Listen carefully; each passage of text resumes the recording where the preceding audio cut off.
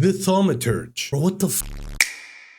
Imagine being a sin-wielding mind invader in 1905 Warsaw. You command literal demons in the form of so-called salutors, walk into rooms like you own the place with your fancy mustache that has more authority than most video game protagonists, and yet somehow what you end up being is a glorified delivery boy who just happens to know a few magic tricks. At face value, this isometric story-driven RPG has one of the coolest ideas I've seen in a while, but it also has one of the most frustrating executions. So does it deserve your time now in 2025, or is it destined to end up in the eternal backlog? Well, to help us gauge the likelihood of this, we have our trusty backlog dangerometer pending. To help us answer this question, so subscribe if you're new, and let's get into the premise, which is that you play as Victor Shulsky, a thaumaturge, which is just fancy talk for basically a magically enhanced exorcist who can see people's inner sins in the form of demons, and I mean that quite literally as well. You spend the majority of the game in Warsaw, which is just dripping with tension and mysticism,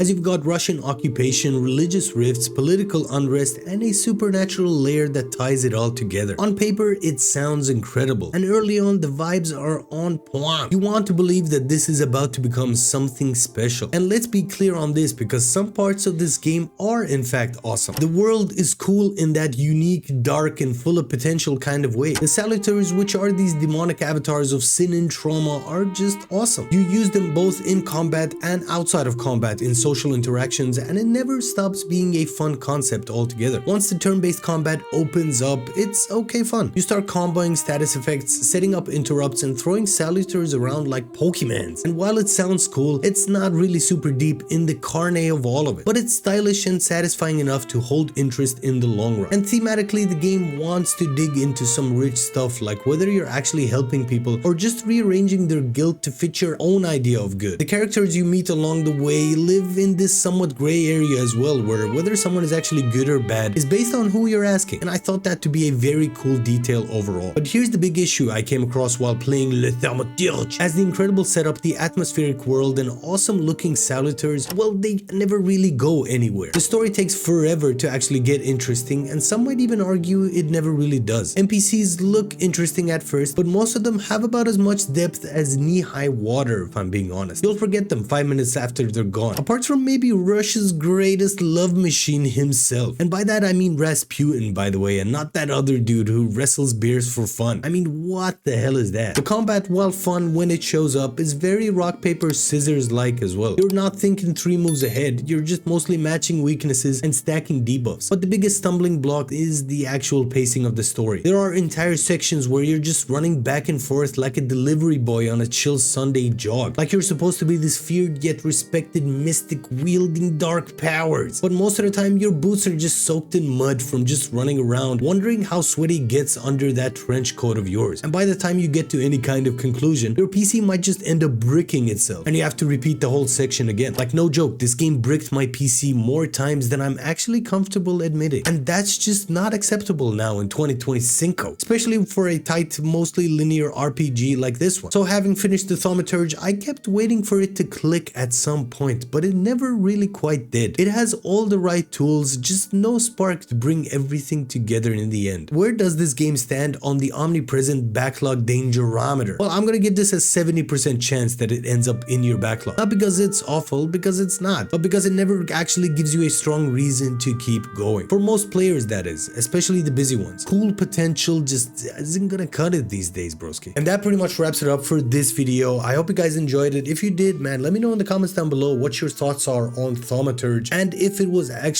it should be higher on the backlog dangerometer to be played for players, of course. If you end up actually buying the game as well, check out the link below where I have an affiliate link where you can buy the game for yourself, and I get some kickback as well, man. Enjoy it. Let's both benefit from this transactioning. In any case, if you made it to this part of the video, you might as well subscribe, my bro migo, because I'm going to be making a more in-depth critique of this game, and that's going to be on the channel as well soon. So enjoy that, man. Enjoy the day. I hope you guys have a great day wherever you're from, whichever time of day you watch this at. I don't really know how to end this video, so I'm just gonna leave it at that. So keep on trucking, my dudes, and I'll see you in the next upload. Peace out.